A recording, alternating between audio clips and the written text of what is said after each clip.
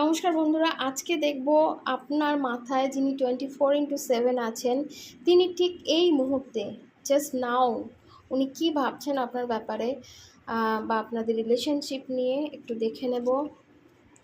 Okay, 8 of Wands and 2 of Swords।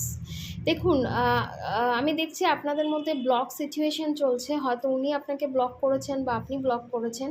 তো সেক্ষেত্রে কিন্তু এই মুহূর্তে উনি মানে আপনারা নো কন্ট্যাক্টে আছেন, যোগাযোগ নেই, তো উনি কিন্তু যোগাযোগ করতে চাইছে, কমিউনিকেশন করতে চাইছেন।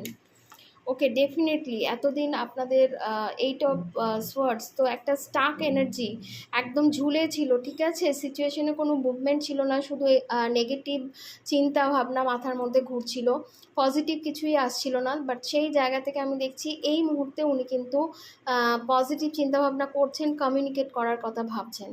তো congratulations and thank you so much.